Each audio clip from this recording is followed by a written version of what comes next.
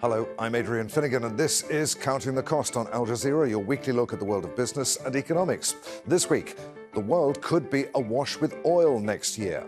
OPEC Plus plans to pause adding more barrels to the market. But will it? And how will that affect prices, producers, and consumers globally?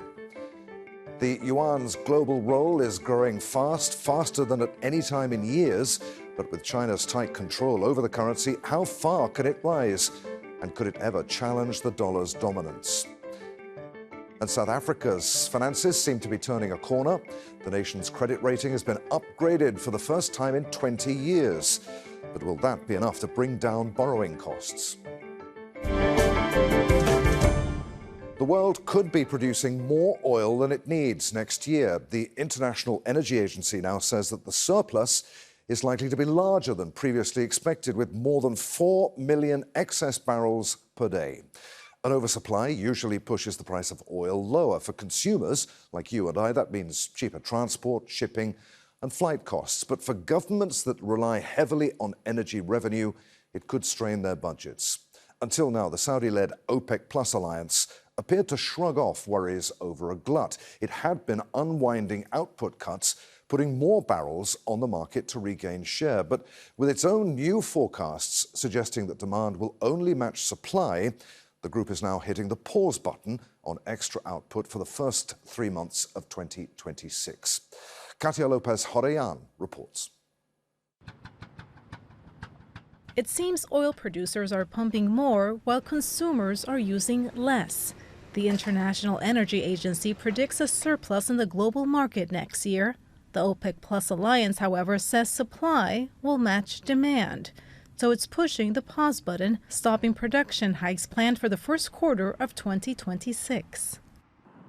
Oversupply could mean lower fuel prices for consumers, including reduced transportation costs and an overall easing of inflation. Brent crude cost about $82 a barrel in January this year before dropping. It spiked again in June as tensions flared in the Middle East. The benchmark was trading at around $64 a barrel in mid-November. But for governments that widely depend on oil revenue for their expenses, a surplus could set the stage for geopolitical tensions, including in Russia, where energy sales are mostly used to fund the war in Ukraine. We are beginning to hear from traders and market participants that India is willing to reduce Russian oil purchases, to agree to a certain compromise with the United States on tariffs. It's a quid pro quo. India will not probably agree to reduce imports of Russian oil as long as US tariffs are not reduced. The surplus comes at a crossroads, with tensions between old energy, like oil, and new energy for electric vehicles and artificial intelligence. Overall, producers are looking towards the future, making sure they lock in their share of the market now. It's a sentiment echoed recently at a major oil summit in Abu Dhabi. The free world cannot lose the AI arms race. And for the AI arms race, you just don't need chips and you need software models. You need more electricity.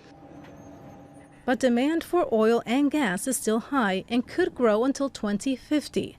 The International Energy Agency predicts that in 25 years, demand will rise by 13% compared to 2024. It's a stark U-turn from previous studies suggesting renewable energy would loosen demand for oil sooner. President Donald Trump's recent meeting with Crown Prince Mohammed bin Salman of Saudi Arabia, a major oil producer and reliant upon oil prices for revenue, addressed business deals, energy, and AI systems, all shaping long-term energy costs. The world's two leading energy superpowers, America and Saudi Arabia, are partnering on energy like we've never partnered before. American Saudi companies represented here today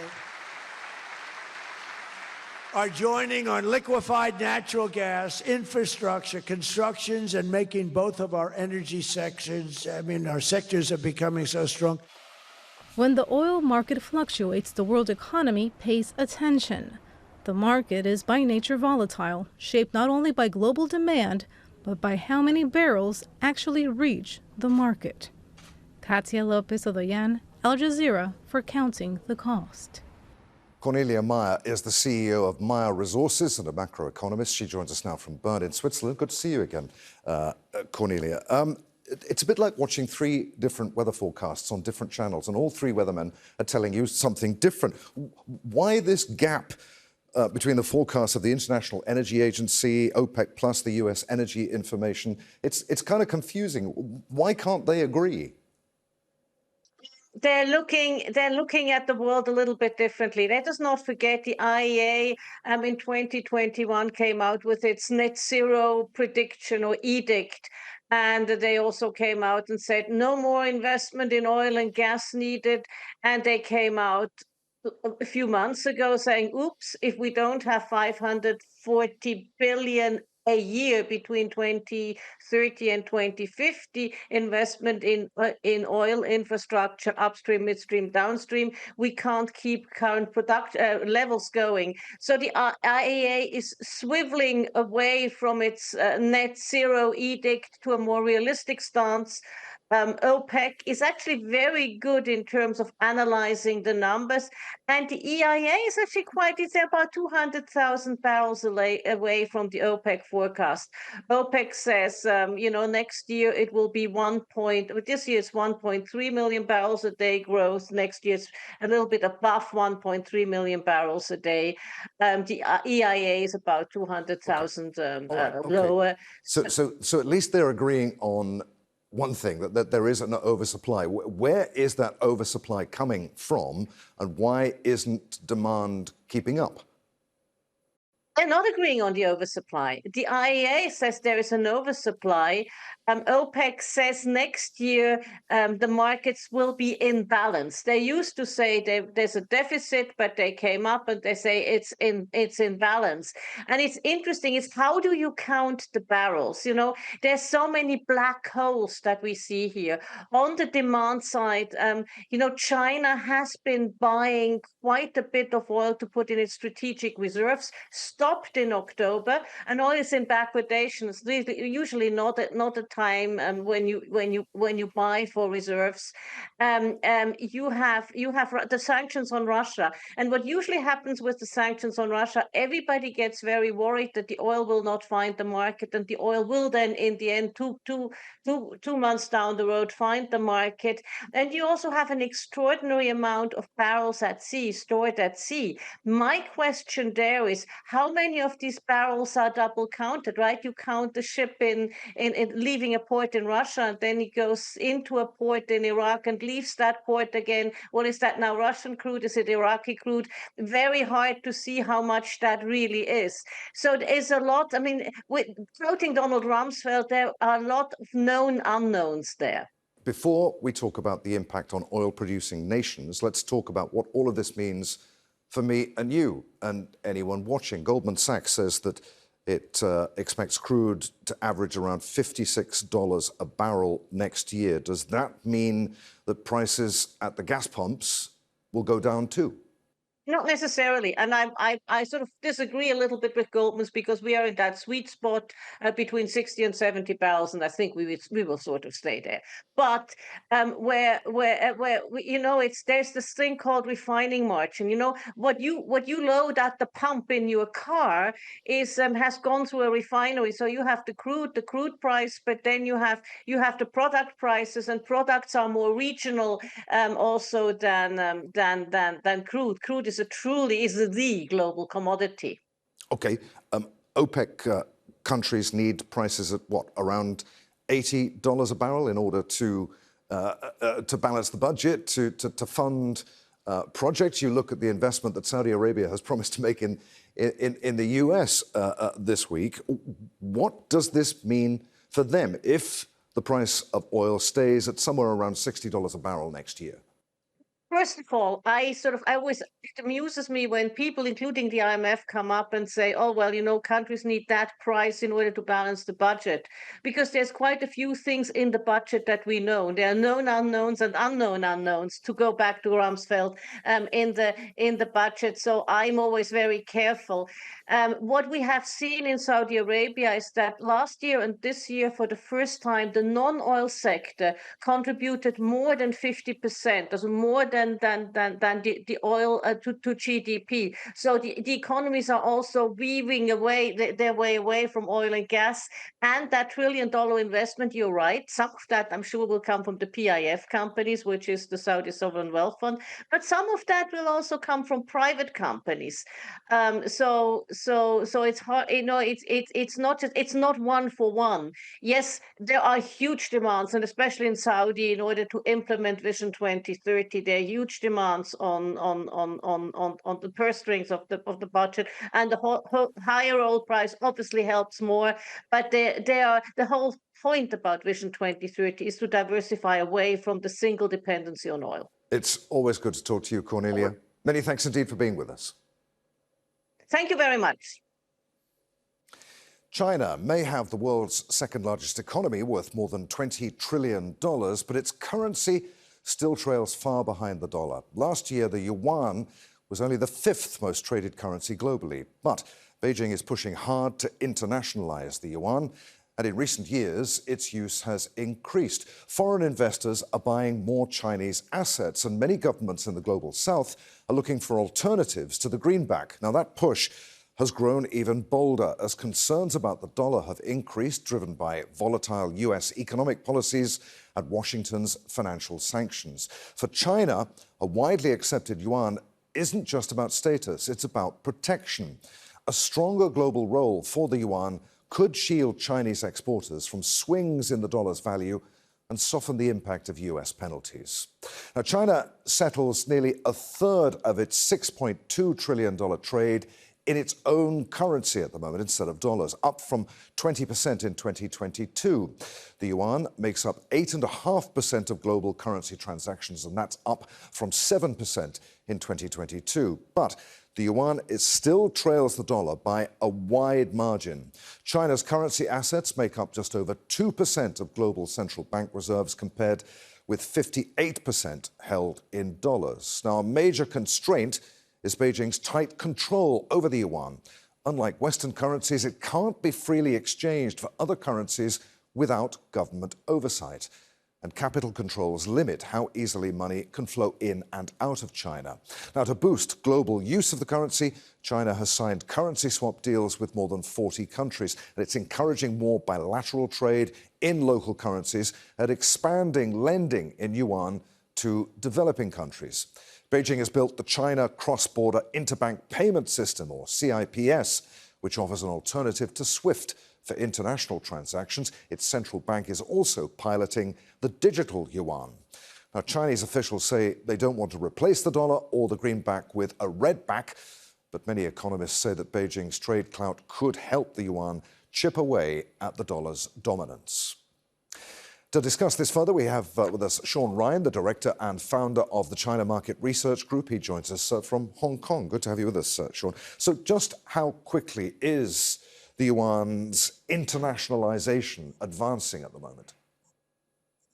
Adrian, it's great to be here as always. There's been very fast advancement in the use of the renminbi in the last 3 years. And it really comes down to this. After Russia invaded Ukraine, and after the Biden regime slapped sanctions on Russia, confiscated assets, and basically weaponized not just technology, but the US dollar and the SWIFT system, China said, uh-oh, are we next? Is the United States going to target us and put sanctions on us and confiscate our assets? So because Biden weaponized the US dollar, China over the last 3 years has been pushing for the internationalization of the RMB at a heightened level. So here's some numbers. 3 years ago, only about 3.8% of global trade was conducted in the RMB. That number is up to 6-7%. And overall right now, 40% of cross-border trade with China is done in the RMB. So a lot of Chinese companies are saying, if you want to buy our products, you have to use RMB to buy them. If we're going to buy iron ore from Australia, we will only pay in RMB. And it really comes down to national security and preventing the United States from weaponizing the US dollar and leaving China out of the banking system the way they've done to Russia. But Sean, as we said, unlike Western currencies, the yuan can't be freely exchanged for other currencies. Beijing still keeps this tight oversight of it. How much will that limit how far the yuan can go? That's a great point, Adrian. Until China allows free convertibility of the renminbi, China can't be a true reserve currency. It's very easy for Western companies to get money into China, but it's not always that easy to get money out. I was actually talking with the head of China of a very large Spanish company recently, and he said that his bosses back in Spain were scared. They can put money into China. It just can be a real hassle to get money out. You have to get a lot of approvals. You have to prove that you've paid a lot of tax. And that's why the RMB won't be a top 3 reserve currency anytime soon, because China is just limiting it because they're worried about corrupt Chinese officials taking money offshore. And then second, I also think they're worried about the value of the RMB. So Paul Krugman, the pop economist who used to work for the New York Times, always said that China was a currency manipulator and kept the RMB artificially weak. I actually disagree with that. I think if there was free convertibility, you would have a lot of wealthy Chinese actually take their money offshore and the RMB would get even weaker. And I think the Chinese government wants to keep sort of a 7 to 7.1 band to the US dollar. Otherwise, that could cause a lot of trade friction with other countries if the RMB were to weaken even more, Adrian. Sean, we mentioned China's cross-border interbank payment system. Does that really offer an alternative to the SWIFT system for international transactions? Does it pose a threat to dollar dominance? It absolutely does pose a threat to dollar dominance. I think when you look at the global south, or I prefer to call it the global majority, they've all been really concerned about the United States. The decision-making and volatility. Is America an ally or are they an enemy? Donald Trump has been changing week by week. And I think a lot of the global majority are concerned about getting put into the crossfire. So they don't want to have all of their reserves in the US dollar right now. So they're looking to de-risk from the United States the same way that China has done. If you look at it, in 2017, China had 1.4 trillion US dollars in reserves in the US dollar, and they've reduced that to about 750 billion US dollars. And so a lot of countries are starting to do that, and they want to get into the RMB because they're making it not their major reserve currency, but it might be their 3rd or 4th choice over the next 3 to 5 years. And Sean, we touched upon this issue of dollar dominance and the yuan being a direct challenge to that. What does China ultimately want? Does it want a fully international currency to rival the dollar, or is it simply looking for more influence in its own sphere of trade relations? I think more than just influence, and I don't think it wants to rival American dominance. I think it wants to protect itself. Ever since Trump started the trade war against China in 2018, and then followed by Biden regime afterwards, China has felt contained and encircled. They haven't been able to get access to top technology like NVIDIA chips because of export bans and export controls onto China. China can't get the highest end ASML semiconductor chip making equipment. So China is saying, you know what, we need to protect ourselves. So we need to build up our indigenous innovation, which is why they've spent hundreds of billions of dollars of building up semiconductors and AI, so they don't have to rely on Western, European, and American technology anymore. And that's what it comes down to when it comes to the US dollar. They fear that Donald Trump or president in the future is going to weaponize the dollar and not allow China and Chinese people to integrate into the global financial system. And you just look at it, Russians can't use a lot of international credit cards right now. So China has learned from the Russian situation that they need to de-risk from the United States, build up SIPs, and build up the internationalization of the RMB. It's a foregone conclusion that the RMB over the next 20 years will become a reserve currency. It's not going to happen in 3 years, again, because of the lack of convertibility. Sean, it's been really good to talk to you on Counting the Cost. Many thanks indeed for being with us. Thanks for having me, Adrian, as always. Stronger growth prospects, an improving fiscal outlook and tighter control of debt. South Africa finally appears to be turning a corner. Ratings agency S&P Global has taken note, upgrading the nation's credit rating for the first time in 2 decades and affirming a positive outlook. South Africa is now 2 notches below investment grade. That improvement signals a turnaround under President Cyril Ramaphosa's government. A country once hit by constant rolling power blackouts and political turmoil is now benefiting from structural reforms and a recent record of budget surpluses. Now, the blackouts have largely been avoided this year, and Eskom, the state power company, returned to profit after relying on government bailouts for years. South Africa's public debt is set to fall gradually to 75% as a share of GDP by 2028. And the government cut its inflation target for the first time this century to 3%. Africa's most industrialized economy was first downgraded to junk status in 2017. The nation lost its last investment-grade rating from Moody's in 2020. Joining us now is Harun Borat, a professor of economics and the director of the Development Policy Research Unit at the University of Cape Town. It's really good to have you with us, Professor. How significant is this move by S&P upgrading South Africa's credit rating? It's just one agency. Are other agencies likely to follow suit, do you think? Thanks, Adrian. I think in general, ratings agency, particularly in the context of South Africa, have tended to move in concert, maybe not fully synchronized, but certainly the trajectory and the trend across all the ratings agencies tends to be collinear, so they'll move up together. But I think the most important point about the ratings upgrade is that it's been the first we've had in 15 years as a country. So if we think of us emerging from a period of state capture under President Zuma, this represents, I think, a threshold point in terms of our growth story and our growth recovery under President Ramaphosa, that now suddenly we are signaling through S&P that investors are seeking. The signal that they are seeking is that South Africa is now a place worthy of investing in. And is this something that's happened relatively quickly in the last year or so, or has this taken time? You mentioned 15 years since the last credit rating upgrade. I mean, has this been bubbling away for a while, or has something changed quite quickly in South Africa?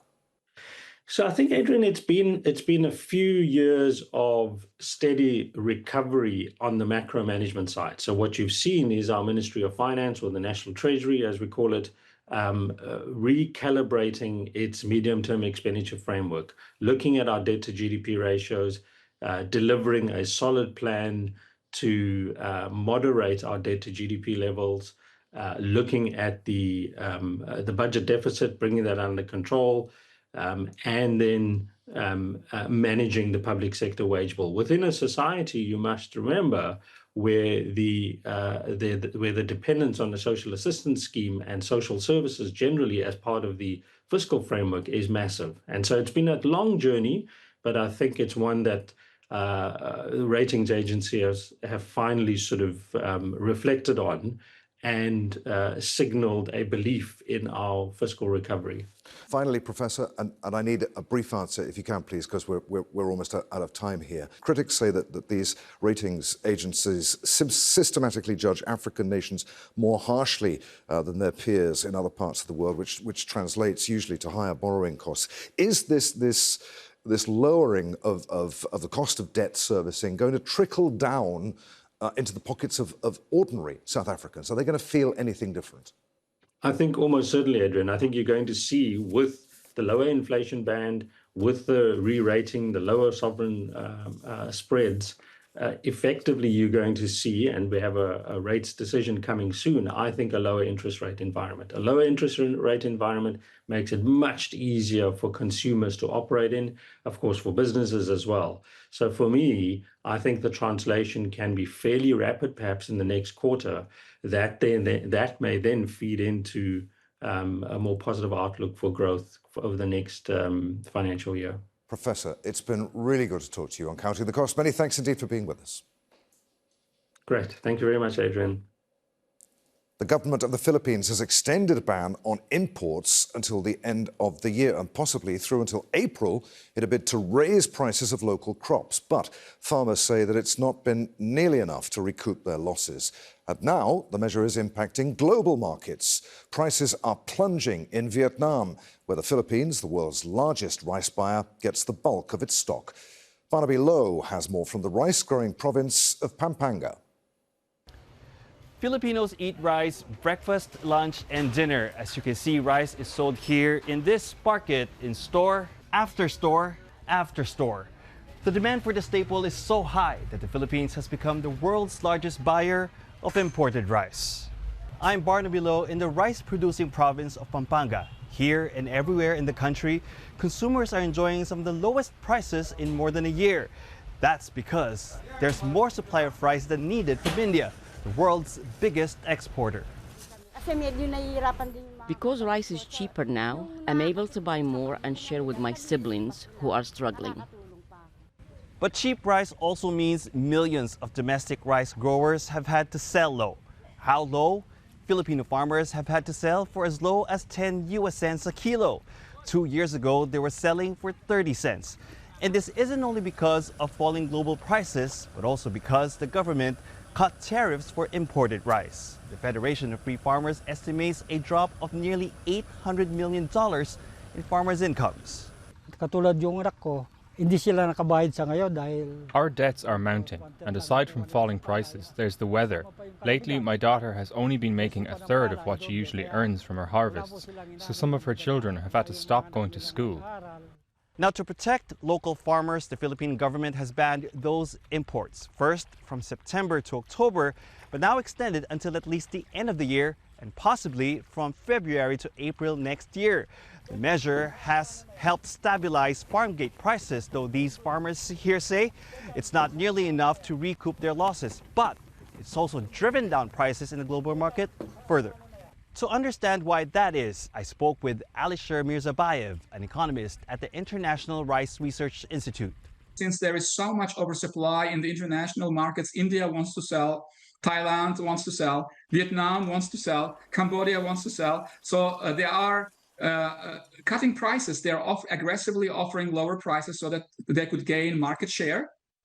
And for countries like the Philippines that produce and buy rice, it's a delicate balancing act between giving farmers a fighting chance to make a decent living, making sure there's enough supply, and keeping rice at prices like these or lower so that there's enough for 3 meals a day for consumers like myself.